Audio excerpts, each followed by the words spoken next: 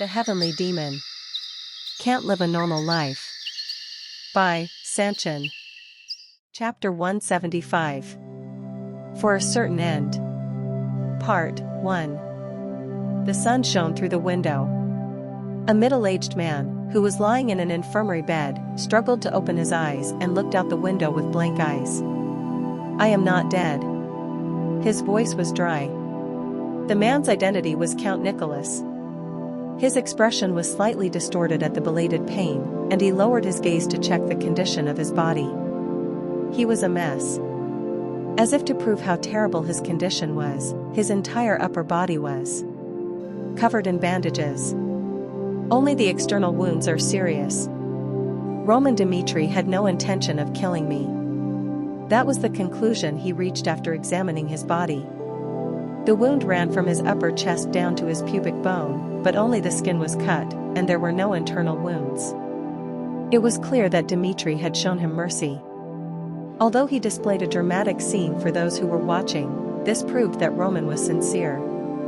In his hazy memories, he remembered what Roman told him at the end: "Do not worry about the aftermath. I have no intention of betraying Cairo."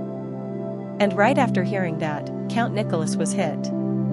People thought that Count Nicholas had his eyes open when he sensed his impending death, but the truth and sincerity in Roman's voice remained in his head. He couldn't understand Roman Dmitri's intentions. All this time, he made no contact with the Cairo royal family. Rather, he seemed to get along with other forces, such as Marquis Benedict. Roman Dmitri was the balance of this land. His decision to join the nobles meant that the royal faction without Count Nicholas had lost.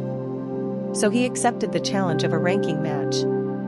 By defeating Roman Dmitri, he wanted to show how strong he was, but the result was a crushing defeat. People would think it was a fierce match, but Count Nicholas, who wielded the sword himself, knew that Roman Dmitri was stronger than him. Otherwise, it couldn't have been so overwhelming in their first head-on confrontation. Roman Dmitri considered Count Nicholas's intentions and never pushed him back until the end, as he constantly showed him mercy. And his defeat was an unfortunate result.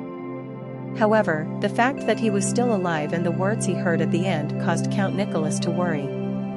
"I need to understand what the situation is." Quack. He got up. Even though he still needed time to recover, for Count Nicholas, it was more important to understand the situation of the royal family than his safety. "Simon." Seeing Count Nicholas look up at him, Simon looked like he would burst into tears at any moment. "All I was told was that the commander might die. I am so fortunate." Count Nicholas was the sky for Simon. Count Nicholas showed him a warm smile. "You have suffered a lot all this time." "No. I just did what I had to do. If you hadn't led and become the center of the Royal Knights, the chaos in Cairo would have increased. I am so proud of you. Because of you, I was able to comfortably join the ranking matches." Half a year ago, he left the vacant post of lieutenant to Simon.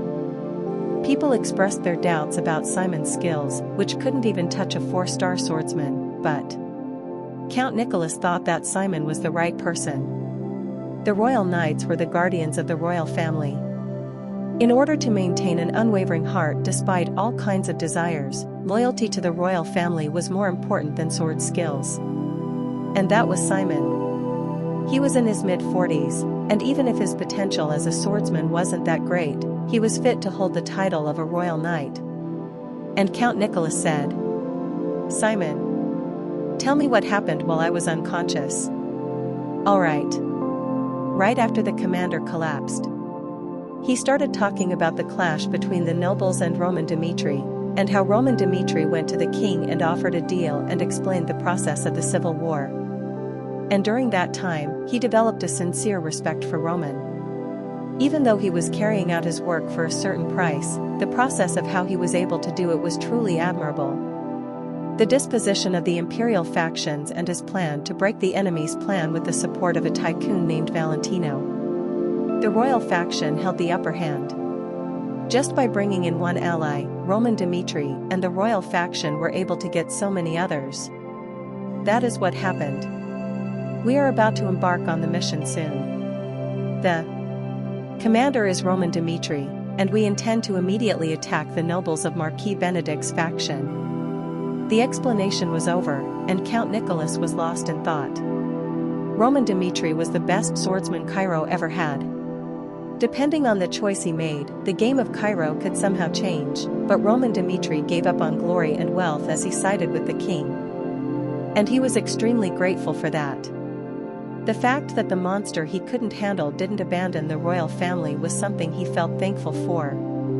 In this war, if they lost, it was all over.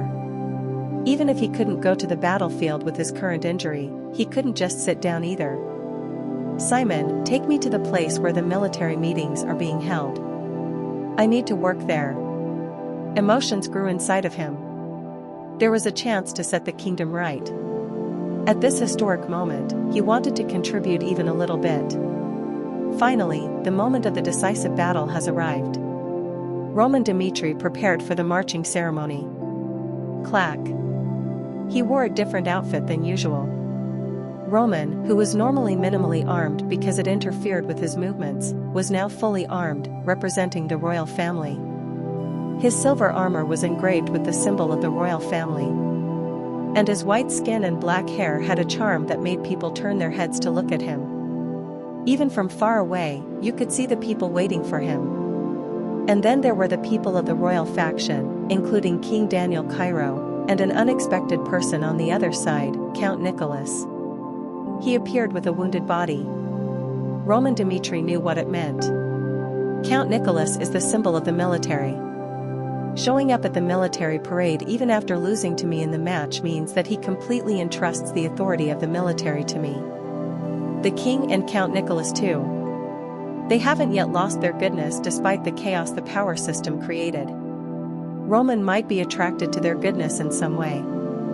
If he followed the Marquis, he would have gotten the chance to devour Cairo, but he knew that his little desires wouldn't be satisfied with just that. He hoped Cairo would play a similar role to the friendly relationship Baek Jung-hyuk had with the emperor during the time he ruled Murom. Tak. He took his place. The numerous troops looked up at Roman, who also looked at them and calmly said, Cairo has been through a chaotic time. The nobles, including Marquis Benedict, are people who only care about their own interests rather than the safety of this nation, and due to their actions, Cairo was never given a peaceful life. We are going to punish those traitors. What will we get from a civil war that causes people born in the same place or lineage to kill each other and leave behind pain? Well, I promise to completely clean up the chaos in Cairo after this war is over. And he drew his sword. War. Those who trembled with anxiety needed the conviction, the right one, to win. I will always be at the forefront of this war. So trust me and follow. If I open the way, you can follow and achieve victory. Whoa! Roman! Roman! Roman! Roman! The people went insane. Cairo's most terrifying presence and the words he said about fighting at the forefront made the people put their blind trust in him. There was no turning back now. War. The battle for the fate of the nation has begun. The response of the nobles' faction was as expected. After gathering their troops at the Benedict estate, they held a meeting on how the royal family was moving. If they use a nearby warp gate, the army of the king will attack Benedict within a week at the earliest. Right now, the odds of an all-out war are slim. We have to lock the gates and look for a chance to turn things around while taking advantage of this place. Just as one noble said, the condition of the nobles wasn't good. Even at first, he thought that with enough troops they could wipe out the royal family, but Marquis Valentino's declaration and Count Fabius's betrayal were fatal to them. And aside from the raccoon of Cairo, they couldn't figure out why Marquis Valentino changed his mind. He was a key presence among the nobles. And Viscount Owen said, Marquis Valentino has always been neutral. In preparation for the problems that would arise from taking sides with one faction, he ended up drawing a line. And such a person openly supports Roman Dmitri. It means that the nobles are moving behind this new power, and in fact, no one can stop Roman Dmitri, who didn't lose to a single rancor. All of them acknowledged it. Roman's plan was too perfect. It was as if he attracted Marquis Valentino, and when he was told of the results of the ranking matches, the man must have been impressed. However, the issue was that that person would be their enemy now. Hearing of his success on the southern front, no one thought he would declare an all-out war. Currently, the nobles faction is unable to properly use the strength we have. I think we need to accept the reality and take some damage in order to defeat Roman Dmitri and their army. Marquis Benedict, how about contacting Kronos and the nobles of Valhalla? They have no choice but to worry about the future with their leaders being held captive. If we offer them a suitable reward, they will surely not be able to refuse our offer. That isn't a bad idea. Marquis Benedict nodded. With the exception of the royal faction, they always had the option of joining forces with the other two factions. If Gregory and Denver were in good health, they would have chosen to wait, but now they are not here. Marquis Benedict asked. How long will it take to appease them? It should be at least 15 days. It takes time to change the minds of those from the other factions, and it will take a good amount of time to assemble and bring them together. So we need to buy time for them to get here. While buying time, if we bring in support from others and try to attack from both sides like them, we can defeat Roman Dmitri. I get it. I will entrust you with the full authority in that regard. I accept your orders. Even with the new measures, the atmosphere wasn't so hopeful. At the thought of a devil named Roman Dmitri arriving, the nobles couldn't react positively. The massacre in Kairos was one-sided. Hundreds of troops that were secretly brought were killed, and those who tried to stop Roman were brutally killed. And from what they heard, those who weren't able to use the warp gate didn't even get to surrender. They were killed right there. Their mouths would go dry even now when they thought of how he cut off the heads of all those who knelt down and prayed. Marquis Benedict said. The war broke out suddenly, but we had been preparing for this war against the royals for a long time. Benedict is equipped with supplies and a perfect defense system, and with this amount of preparation, we can even withstand the Kronos Empire's onslaught. So have no doubt that we will win. As always, after everything is sorted, our nobles faction will have the power in Cairo. Yes. We will do our best. The atmosphere changed as they realized that Marquis Benedict was right. Even though the flames of the war suddenly spread, that didn't mean that they were unprepared for it. They were confident now. Time was on their side. And they were convinced that if he led them while buying time, they would be able to destroy the royals. They believed in themselves that, as always, the nobles would come out victorious. And a week later, Roman Dimitri's army appeared in front of the Benedict castle. Shortly after arriving in Benedict, Simon came over to him and asked, Commander. In preparation for the long-term battle, they seem to have built a good stronghold. The walls of the Benedict castle were high enough to be called forts. The battle wouldn't end in a day or two, so Simon's judgment was correct. But no, speed is important in this war. The more time we give the nobles, the more options they will have. Therefore, we shall prepare for the first hit before establishing our positions.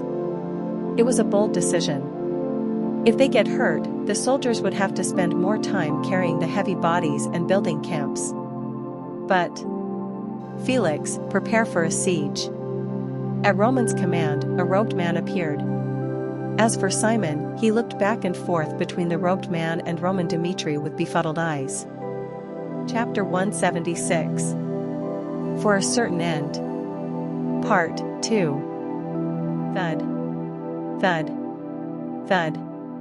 The army of Cairo was moving. The main frame for the launchers was moved with wheels, and the other parts were placed on a cart to be assembled later one by one. The troops on the wall watched this scene. They had no idea what the kingdom's army was up to, but they weren't worried either. So is that a flare? A guard of the Benedict castle's gate said.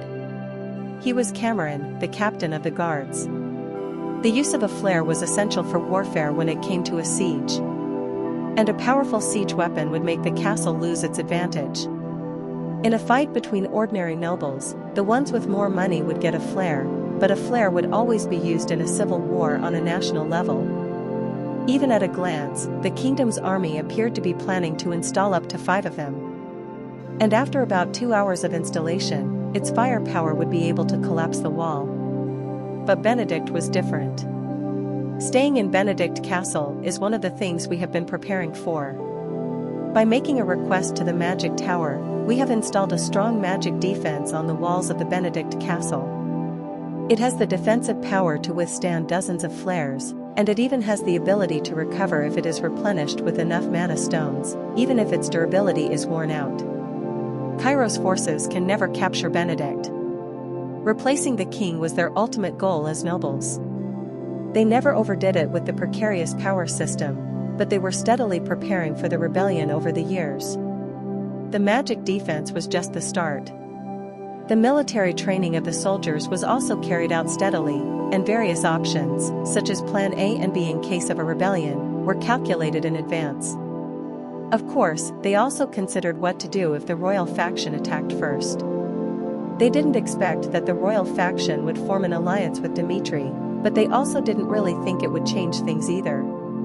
They had an impenetrable wall, and they were able to secure a lot of war materials. Cameron trusted Benedict. Thinking that the soldiers might be scared, he raised his voice. "You know that the commander of the army is Roman Dmitri. He is the southern front devil and the best swordsman in Cairo, who has defeated Count Nicholas. But this is a war on a national scale. Even if he is strong, it means nothing if he cannot cross the walls of Benedict Castle, which have been installed with defensive magic by the magic tower. In the end, it means that he is just a mere human in front of these tall castle walls." Their anxieties were due to the existence of Roman Dmitri. As he reassured the people who looked nervous, Cameron gave them something to believe in. "Trust me. The enemies will not be able to cross the walls, and the final victors will be our nobles." Because of Cameron's confidence and basis for faith, everyone was feeling positive. The appearance of the individuals in robes caused everyone to become agitated. Who are they? They seemed to be up to something. Above the castle walls, the troops of the nobles seemed anxious. Their enemies' unexpected movement gave them an ominous feeling, but they didn't show it. The safest place was behind the walls, and because they were being protected by the magic defense on the walls, they didn't have to be too anxious. Time passed, and the individuals in robes, who had been preparing for a while, approached someone to see if the work was over. Team 1, preparations are complete. Team 2, preparations are complete.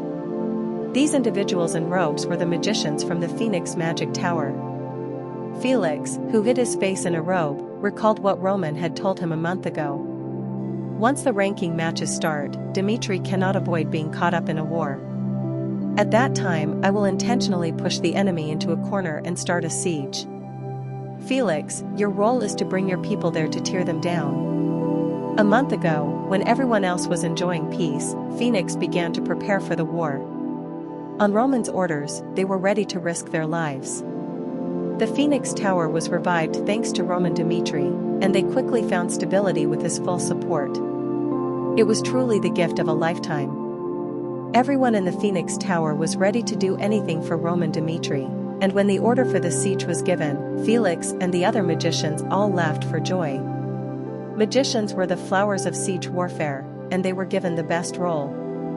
Now their goal was to pay back for the meals Dmitri had given them. And Felix said, "The Lord has done so much for us. Even silent beasts can recognize the goodness of their owners, but we haven't done anything for our Lord. And finally, the time has come. The Lord has given us a mission that we excel at, and if we cannot do it right, then our existence has no meaning." His voice was heavy. Because of what they would do, people would die. However, the moment they would take a step into the battlefield, they had no thoughts of stepping back. Let's show it to the enemies. How the Phoenix Magic Tower has been able to hold the position of the 13th Magic Tower on the continent. Yes. Your orders will be executed. The wizards started to move. There were 3 of them for each launcher. They immediately started to generate mana, and the pattern engraved on the launcher reacted to it and emitted light. Weak. Commonly known flares have limitations on their damage. If their magic defense was properly installed, then they would not break even with the flares. But what if a magician can amplify the power of a flare? Its attack power will exceed the limit and the defensive magic on their walls will break down because these are not regular flares. Mana resonated, and the magicians continued.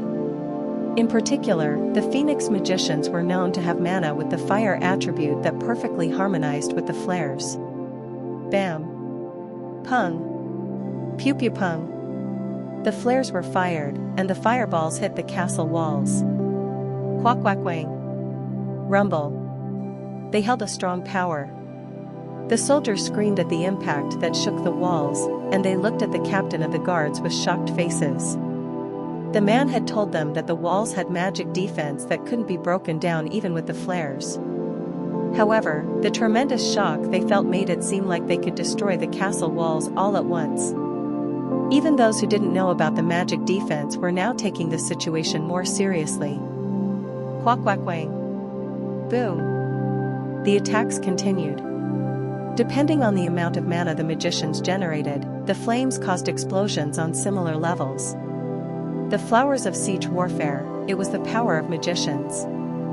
And among the 13 magic towers, the Phoenix magic tower specialized in fire the most. Rumble. Captain of the guards. The durability of our best magic defense is rapidly declining. If things continue like this, the walls will not stand. Please give us your order. The reports kept coming in from all directions, and Cameron looked pale. He never imagined that a kingdom's army would be able to mobilize magicians in such a large number. The magicians who belong to the magic towers always stay neutral. In fights between nations, they sometimes lend their strength to the nation that supported them, but in cases such as civil wars, they never step forward. So who are they? I wouldn't have cared if there were just 1 or 2, but dozens of magicians are supporting the royal family. Even if the king himself went to secure magicians, this number of people makes no sense. He was shocked by the dozens of magicians. This was beyond normal. There has never been a case in the history of the continent's magic towers where they have sent such a large number of people to fight in a foreign nation. First, he had to solve the problem. As the attacks continued, Cameron shouted loudly, "Activate the emergency defense system. Even if we have to use all the mana stones, make sure to protect the magic defense from losing its durability. Once the walls fall, there is no turning back. Mobilize the ballista right now and destroy the launchers." The flames went out. He gave a command that contradicted his words earlier. The war materials would run out quickly, but Cameron had no other options. Cameron wasn't the only one surprised by the turn of events.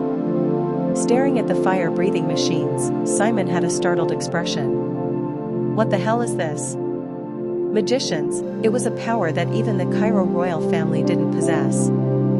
However, they were very active in attacking the nobles, following Roman Dimitri's orders. It made no sense. How on earth did he appease the magicians? The answer came from Chris. Not too long ago, the Phoenix Magic Tower came and settled in the Dimitri estate. In general, the magic towers claim to be neutral and do not intervene in civil wars, but the Phoenix Magic Tower belongs to a noble family now. If Dimitri decides to become the Sword of Cairo, shouldn't the Phoenix Magic Tower also help? At his blunt response, Simon was shocked. According to what Chris said, it meant that these magicians were from a magic tower that belonged to Dimitri. The 13th Magic Tower. It lost its skills and was considered to have the lowest number of people, but it was called the best in the continent for its attacks and flames. A group that would be welcomed anywhere swore their allegiance to Dimitri. Goosebumps rose. What if Daniel Cairo rejected Dimitri's offer? Then Dimitri could have taken down the nobles with the power of the magicians alone. And if he had pointed his sword at the Cairo royal family, it was clear that the high walls alone would not be able to defend against Dimitri's attacks. The choice of the king was a godsend. If he hadn't embraced Dmitri, they would have faced the monstrous Roman Dmitri and the magicians as enemies. The heavens didn't abandon Cairo. We made the right decision. He let out a sigh of relief. The more he saw the true face of Dmitri, the more Simon was convinced that the war would end in their victory. The sun went down. When the first battle was over, Cameron went to report the results with a miserable face. In order to prevent the attack from the royal faction, we had no choice but to use 30% of the mana stones that we had prepared in advance. I apologize. But please consider the fact that the enemies have magicians. If we hadn't acted quickly, the walls wouldn't have lasted long and would have collapsed right away. In this meeting, none of the members of the nobles faction could blame Cameron. Didn't they see it too? The nobles watching the situation clenched their hands whenever the flames on the castle's walls exploded. They were overwhelmed by the sight. Since they had never imagined the royals would have secured dozens of wizards, the anxiety about the walls collapsing spread to each of them. Fortunately, the attack stopped. But just like Cameron's miserable expression, no one could take it positively that they lasted one day. Marquis Benedict said, "So how long will they last? Our opponent has dozens of magicians. If they repeat the same attack with proper rest, then we will not be able to last more than 10 days even if we replenish with the mana stones that we have. The longest we can survive is 10 days?" It felt hopeless. Roman Dimitri's strategy was too simple. As soon as he arrived in Benedict, he attempted an attack, and as soon as the mana of the magicians was exhausted, he retreated with his troops, and they would be able to get plenty of rest. The nobles' troops couldn't let down their guards even for a moment against the attacks that could come at any time, but the royal faction did not seem to have any intention of attacking unreasonably. 10 days like this, it was a completely different pace that favored the royals. While being attacked with such magic, the nobles would get tired, and they wouldn't be able to stop the troops rushing in when the gates would collapse. Their plan to appease the empire's factions hasn't brought any results yet. The process of appeasing them and assembling their troops would take time, but the movement of the royal faction was so fast and powerful. Finally, there was just one person the nobles could trust. Viscount Owen. What happened to Baron Winston? The troops have gathered, and they have arrived at the entrance in the northeast. The situation could still change. If Baron Winston captures the Dmitri estate, which is empty now, Roman Dmitri will not be able to attack us as he did today. And once that happens, we just need to buy time and bring in the empire's factions. What is the probability that the attack on the Dmitri estate will fail? We will succeed. Isn't Baron Winston the proud commander? With his skills, he can destroy the northeast within a day. The only variable is the possibility that there are magicians in Dmitri. However, considering that dozens of magicians have already participated in attacking Benedict Castle, it is almost impossible for them to have any more magicians. And even if that variable does happen, the probability that the result will change due to their presence is not very high. Think about it. The opponents were on the outskirts, and with Roman Dmitri away, who would stop their attack? Not all of those who belonged to the nobles faction gathered at Benedict Castle. They split their forces into two, and some of them followed Baron Winston to Dmitri. Fake in the west and hid in the east. Benedict wasn't too surprised. After deliberately locking the castle and distracting them, he chose a clever strategy to rob the enemy's main estate. Marquis Benedict's eyes were sharp. Deliver this to Baron Winston. In this war, defeat is not allowed, and I will give you full control of everything that happens in the process of bringing down Dmitri, so I need us to be the victors in the end.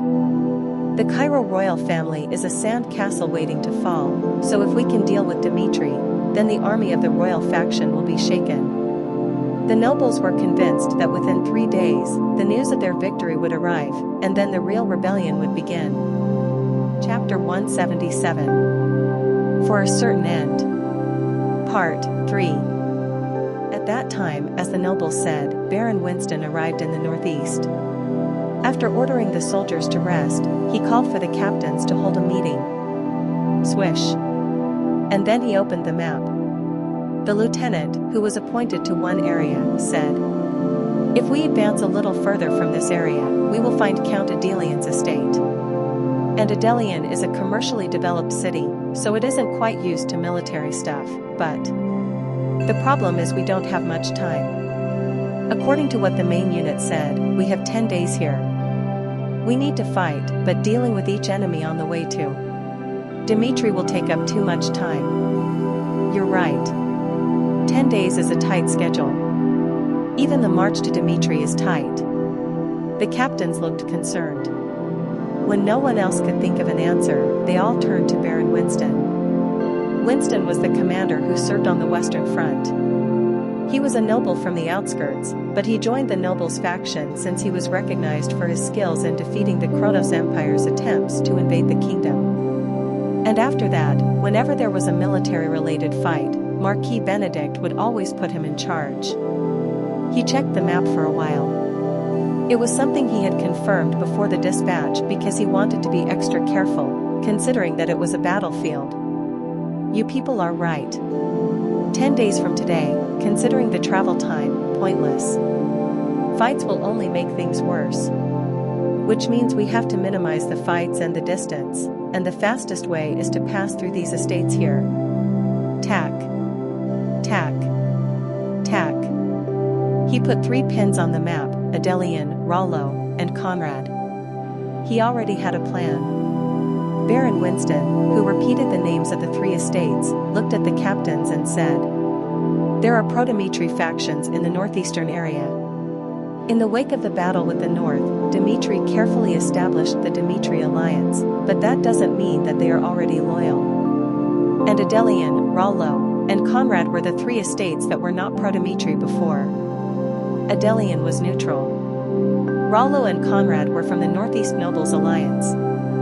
When Roman Dmitri held the tournament, Rollo and Conrad sent out their swordsmen. Then there was a way. Adelian is a commercial place. They don't want their link with the central government to be cut off, so they want to avoid any extreme situations. In the case of Baron Rollo and Viscount Conrad, there is a high chance that they still hate Dmitri now. Therefore, send a message to all 3 of them. What we want is not their cooperation. All we need is a way to get to our goal without any issues and an extension of time." Winston was clever. He made a decision that didn't require the opponent to make extreme choices. While the opponents turned their gazes, the nobles turned around and moved as inconspicuously as possible. It was a normal thing to happen in war. Even though he could be unconditionally discovered by the enemy's scouts and attacked, if he managed to take down Dmitri with the help of those 3 nobles, then he would be fine. The command was given, and the magic communication device was connected. We, the nobles faction, do not have any grudges against the nobles of the Northeast. All we want is Dmitri, so if you choose to turn your heads, we will reward you accordingly. Choose. If you want to fight to the death, the estate that rejects this offer will be turned into a sea of fire." It was a proper warning. He didn't think any more time was needed. And 1 hour later, the 3 estates said that they would accept the proposal. 3 days have passed since then, and Baron Winston's forces moved through the night. They passed Count Adelian's estate before anyone knew, and their speed increased as they entered Baron Rollo's estate. And while moving, the lieutenant asked, "Commander, do you trust the northeastern nobles? If they had set a trap on purpose, we are likely to be attacked from all sides." "I know." He thought about the unknown variables. There was no way the commander of the Western Front hadn't thought of that, so he said, "First, we need to move quickly to lessen the risk. Even if this is a trap, they have been in a quandary since the moment they accepted our offer. The main unit said that most of Dmitri's troops have joined the war. Then, the troops here are nothing more than ragtag. Do you think they can win against our elite troops? No. Right, it's impossible." The soldiers of the nobles faction had gone through the toughest training for rebellion.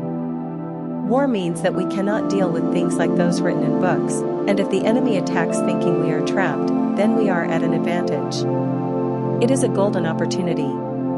Originally, we were supposed to fight behind the walls. No matter how different the soldiers' skills are, the other side will be the one taking the most damage. But what if the land is open on all sides like this?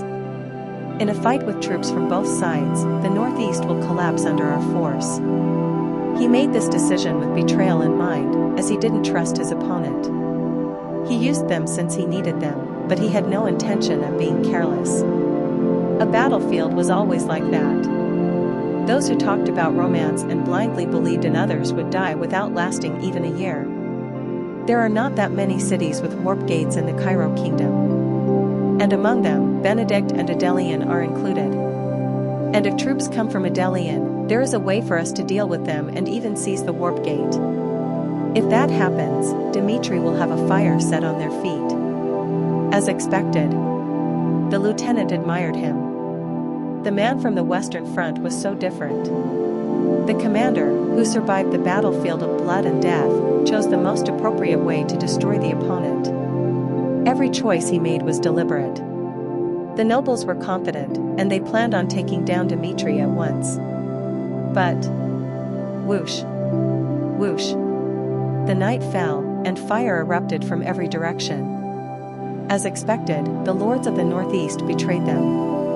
Adelian, Rollo, and Conrad, the three lords, didn't have to worry about anything. Who was Roman Dmitri? If they looked at his previous actions, they would see that he was the type of person who had his own ways of giving punishment and reward. It was clear that the traitor would be destroyed no matter what excuse he made, and if they wanted to maintain their relationship with Dmitri, they needed to do this. Then the choice was obvious. As soon as Baron Winston sent the offer, they contacted Dmitri and asked him how to deal with it. Open the way. Just lure them in and wipe them out. And now the alliance has come forward, with countless troops surrounding the enemies and flames that shone across the land. Weak. Weak. Baron Winston. We have received reports that you were trying to coax the nobles here with the idea of attacking Dmitri. The nobles from Marquis Benedict's faction are treasonous. If you surrender, your choice will be taken into account, and you will be given mercy. But if you rebel, you will be charged with rebellion like Marquis Benedict. It was Jonathan, the captain of the knights. Dimitri's flag was fluttering behind him. And at the sight of the enemies filling his vision, Baron Winston was shocked. The number of enemies was too great. He expected a good number, but it looked like all the troops from the Northeast had come here. Commander. Baron Winston focused his eyes as he drew his sword. He wasn't going to compromise now. Even if there were many enemies, he believed that the nobles' elite troops could crush them. Stop talking nonsense.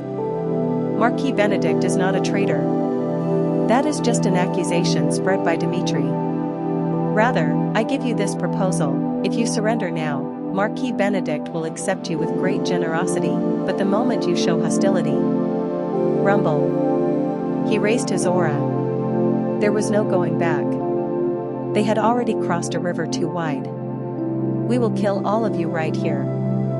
He had a menacing power, but no one seemed to be shaken. Baron Winston was someone who had experienced battles countless times, and the people in the Northeast under Dmitri? They had only experienced Roman. There were people who were also Roman's enemies here. For those who had already experienced extreme terror in front of Roman, Baron Winston didn't look like much. In this precipitous situation, Jonathan finally made a decision. Knox. Please. Yes. Tack. A man stepped forward. Even at that time, Baron Winston had no idea what Jonathan was planning. Like the concerns of the nobles, the variables turned into reality. Dmitri had magicians, even 5-circle ones too. Fire cannon. Weak. The flame was strong. The moment Winston looked at them, the fire had already hit the nobles from their side. Quack quack wang. Weak, weak. Quack. Ack. A strong flame was cast again. Hundreds of their soldiers were swept away at once as they were charred black. However, the soldiers nearby weren't safe. They were also caught in the fire and were rolling on the ground in pain from their skin burning. It was just one spell, but the result was too strong. Baron Winston, who witnessed it, could only shout, "I'll attack." He already made the choice, and winning was the only way out. The magic of the magicians terrified the soldiers, but they still believed in their strength, but whack! Whack! The results in front of his eyes were different from what he had expected. And when the troops faced each other, the soldiers from the nobles' faction were slaughtered one-sidedly. Dimitri's men were slaughtering them all at once. And Baron Winston couldn't accept this situation. The ragtag soldiers at the frontier must have had crude skills, but Dimitri's soldiers seemed like they didn't lack any experience compared with the soldiers from the Western Front. However, they didn't know that last year, when Roman Dimitri gave those around him time to prepare, it didn't just mean his own subordinates, like Chris, but all those related to Dimitri. Dimitri's soldiers learned to fight. Just like Roman's men, they didn't know how to handle mana, but they learned how to make their bodies strong. And this was the result of their intense training. The more Roman Dimitri grew, the more the soldiers wanted to become stronger, and they all worked hard without taking any breaks. And as a result, they were totally different from a year ago. In order to kill one Dimitri soldier, at least 10 of the nobles' soldiers had to die. Kong. This is insane. As Baron Winston tried to attack, an unknown knight blocked his path. And only then did he see the reality. They ignored the northeastern skills and power, yet these people were sharper than them.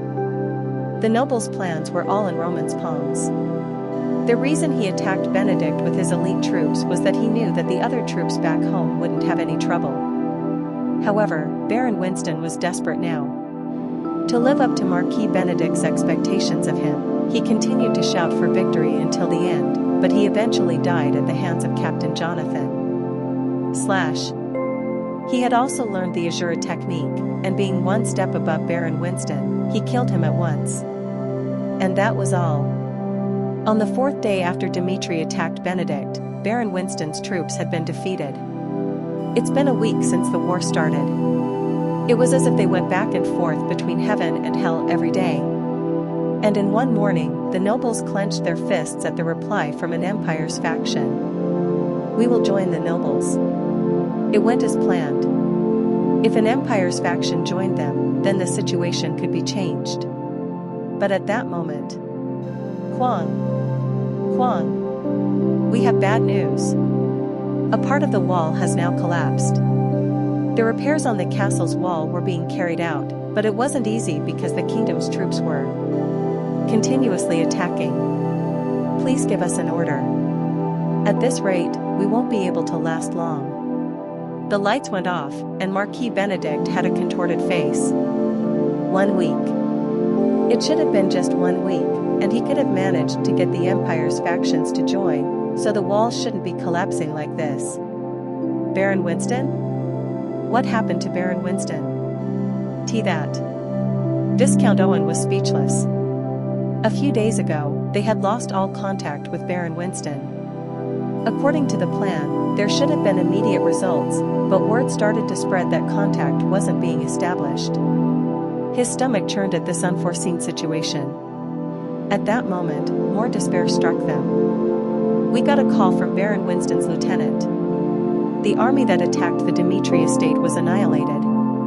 Baron Winston died on the spot, and the defeated soldiers had run away. Defeat. Only then did he realize it, the fact that there was a place lower than hell. At this dark reality, Marquis Benedict's mind sank into the abyss. Chapter 178. For a Certain End. Part 4. His head spun. Was it real or was it some kind of dream? Marquis Benedict, who enjoyed unparalleled power until 15 days ago, looked ahead, shocked. Tell me the solution. Solution? It is over. Baron Winston's army has been annihilated, and the castle's walls will fall down at any moment. Didn't the Imperial factions also suddenly cut off their contact with us? The only way to survive is to open the gates and surrender. Surrender? You think that makes sense? It was a mess. The people who had never raised their voices against Marquis Benedict were now furious and had red faces. It was truly a desperate situation. At one point in time, he thought that the nobles were the future of Cairo, but when he faced this crisis, he felt that they were the sandcastle of Cairo. And it was at that moment when... Kwang! Everyone stop. Now isn't the time for this. It was Viscount Owen. Seeing him hit the table, the nobles gulped. As you all said, we are being driven to the edge right now. But surrendering is not possible. Even though it hasn't been revealed outside, according to the information leaked from the northeastern region, Roman Dmitri was involved in Barco's death. Not just that, even if we look at the steps he has taken until now, Roman Dmitri hasn't shown any mercy to those who were hostile to him. It means that he is different from the weak king. And if we open the gates to surrender? Normal. Soldiers will be spared, but all the leaders here will be decapitated by that man. So what are we going to do? The mana stones maintaining the magic defense are running out. Right. 2 or 3 days at most, and during that time, we must reverse the situation. They turned to Marquis Benedict. Looking at him, who was still shocked, Viscount Owen spoke in a firm voice. Marquis Benedict. The imperial factions aren't the only forces that can solve this. Why don't we skip them and directly work with the empires? What do you mean? This is a fight that is over anyway. And instead of waiting to die here, it is more important to survive.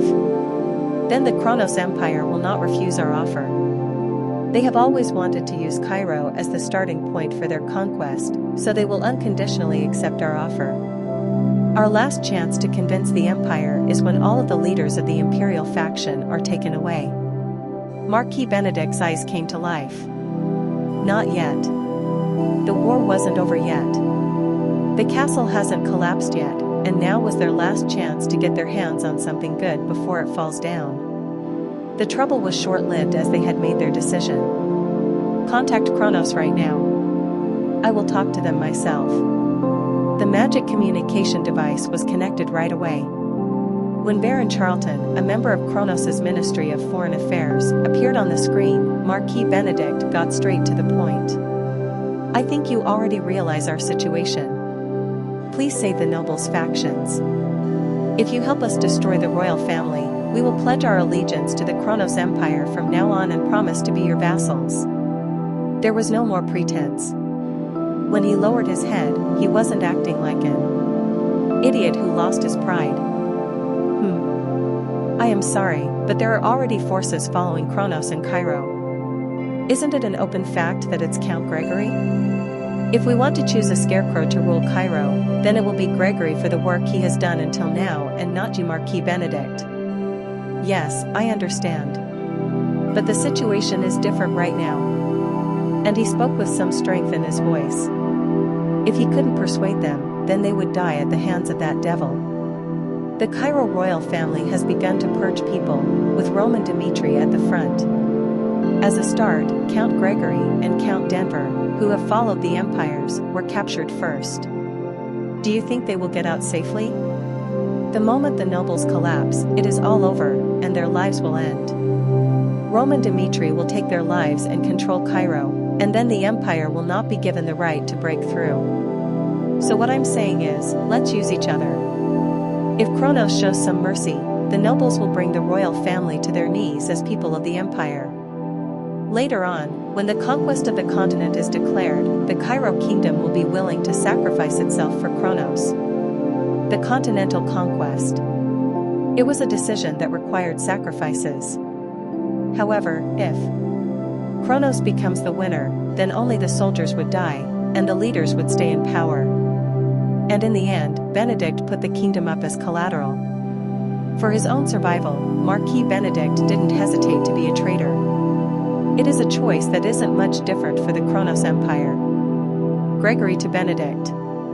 The only difference is the people who will give up their lives for the Kronos Empire, and the Empire only needs to take the best ones into account. You seem to be talking about yourself highly. Baron Charlton grinned. Marquis Benedict could see it. Actually, for the Kronos Empire, it wasn't that important to invade the kingdom, which was as good as dead. They could come and take it whenever they wanted. It didn't matter if it was Benedict or Gregory. Actually, we are quite disappointed that Count Gregory was caught this time. Although we have supported them until now, they haven't been able to use the advantage they were given at all. So say it. What do you want Kronos to do for you? Attack the Western Front. Kukuku, did you just ask us to attack your own nation? Yes. In return, only attack the first line. Just give a warning to the royal family as usual to prove that Kronos and the nobles have joined hands. If we show them an aggressive move on the Western Front, they will back down. It wasn't much. Just the mere fact that Kronos has sided with the nobles would give them time to breathe. They would be able to bring in the imperial factions that have turned their heads to the nobles, and once the royal family is threatened, they will no longer attack Benedict. And if that happens, the royal family would think that the troops in the west are beginning to capture the throne, so it felt like a reasonable plan. Even during the conflict with the kingdom's troops, attacking the Western Front wasn't that difficult for Kronos. Fine. I will accept your offer. And so the Ministry of Foreign Affairs accepted.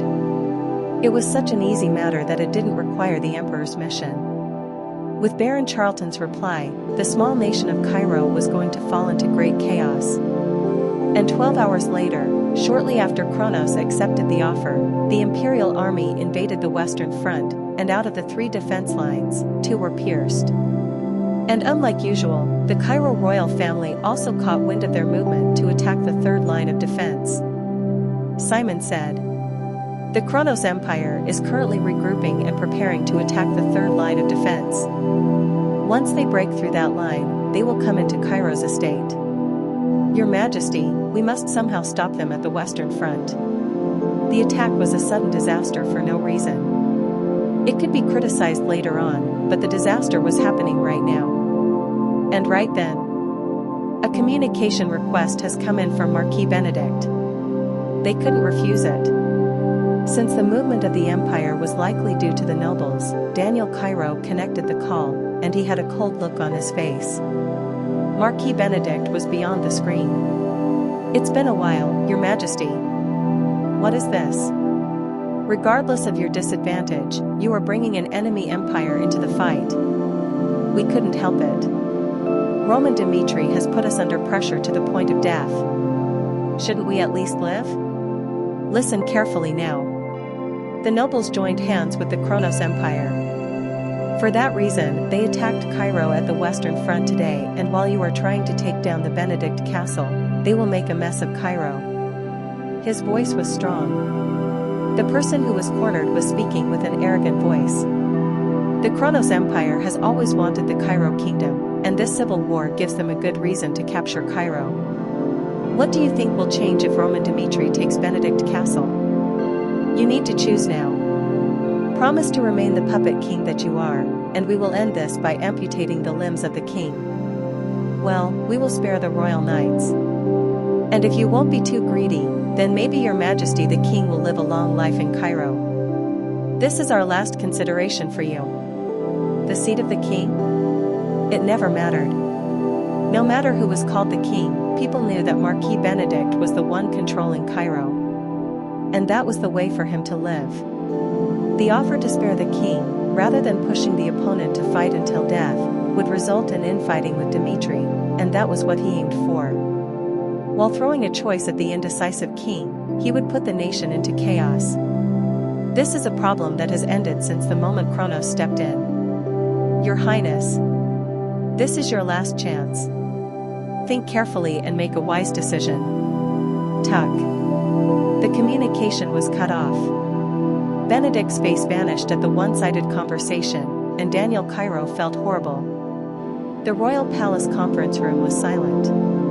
If they choose to fight, then the royal family would be destroyed, and if they choose the other option, the forces that followed the royal family, like Dmitri, would be killed.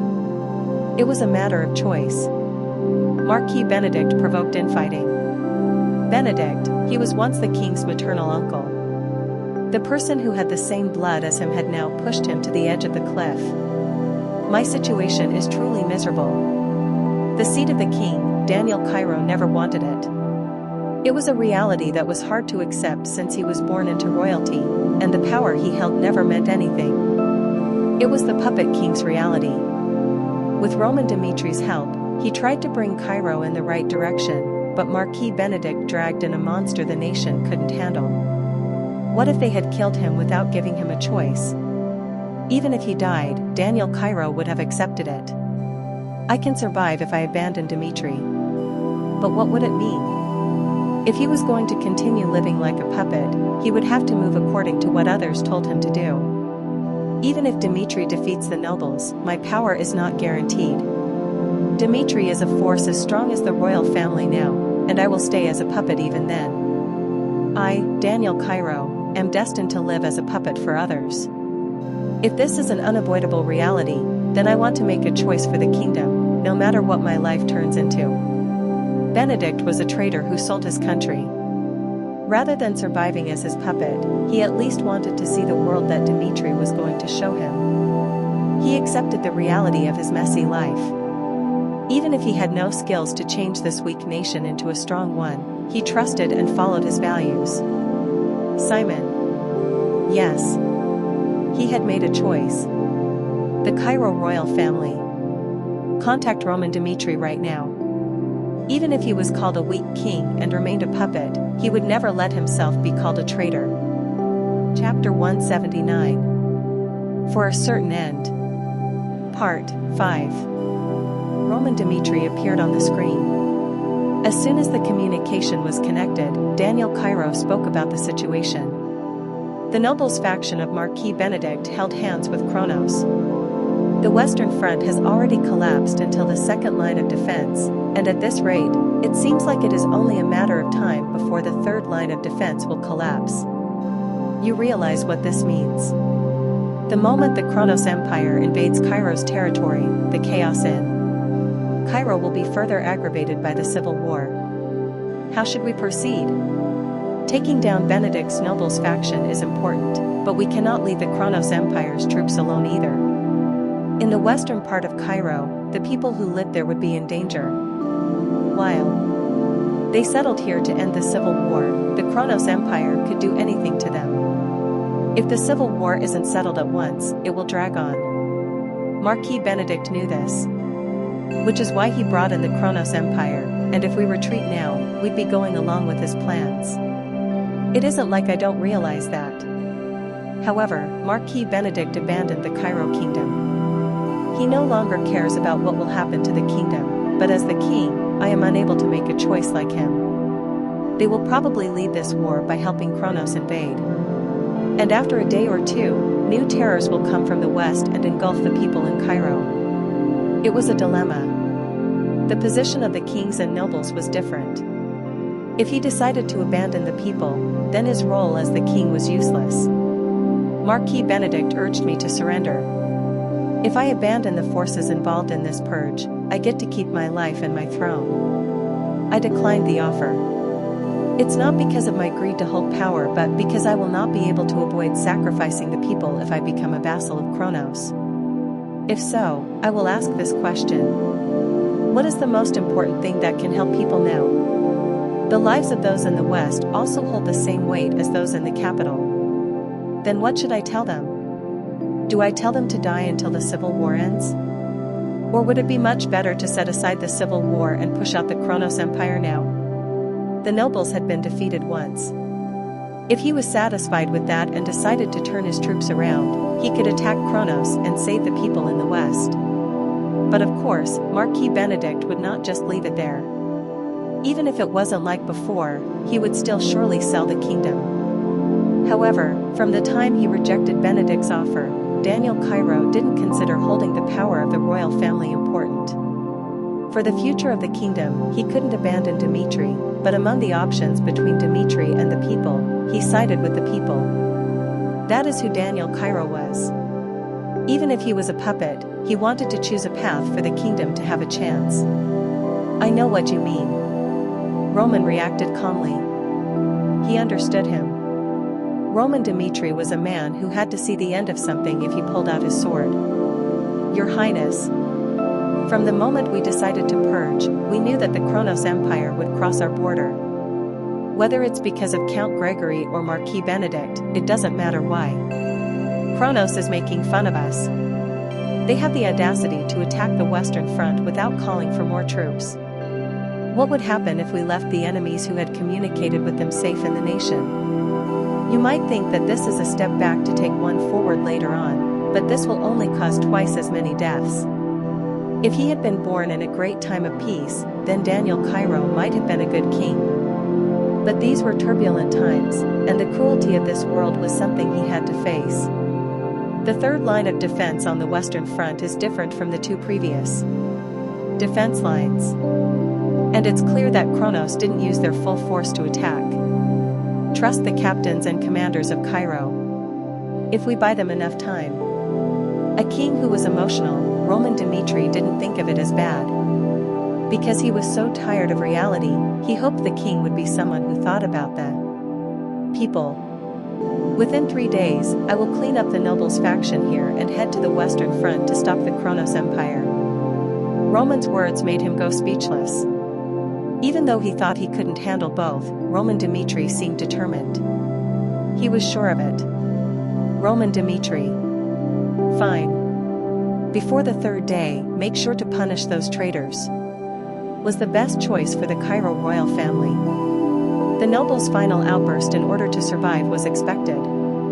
If pushed to the edge of a cliff, Marquis Benedict's next best option was to attract the Kronos Empire. Last week, we slowly drove the nobles into a corner.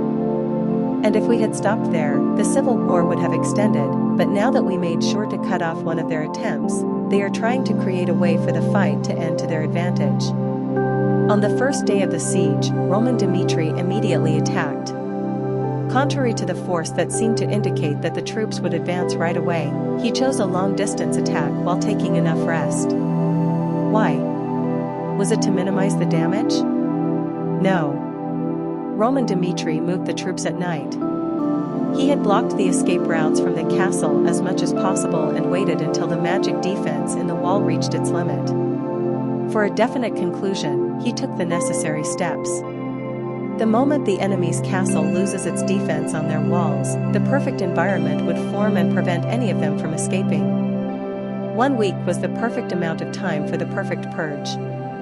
The enemies were currently thinking that the castle was worth staying in, but Roman Dmitri was already thinking about D-Day.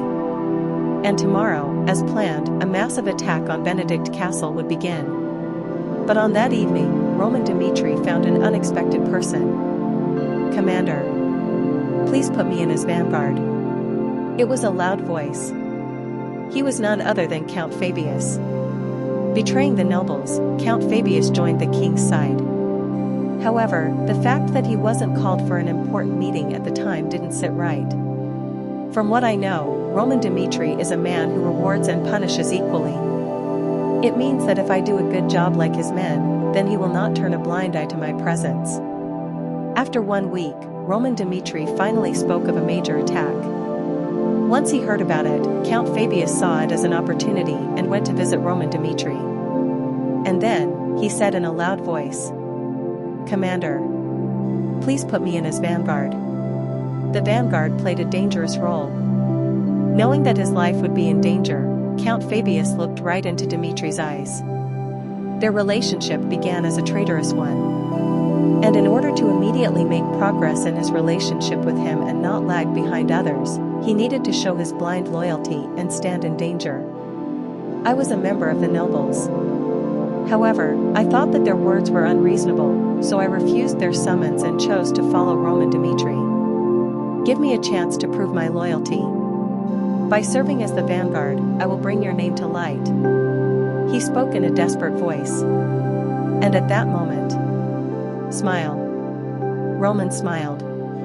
He was an interesting man. He clung here and there like a bat, but he didn't seem like a bad person to Roman. Strange Demon held a position among the 4 heavenly kings, and he had this kind of personality too. Strange Demon was a peculiar old man. If Crazy Demon represented excessive loyalty to Baek Junhyuk and Blood Demon showed the desire to be strong. Strange Demon had changed his lord 3 times until he stuck with Baek Jun-hyuk. If he were an ordinary person, he would have been killed, but he survived until the end and stayed with Baek Jun-hyuk. Baek Jun-hyuk hoped for a mutually beneficial relationship.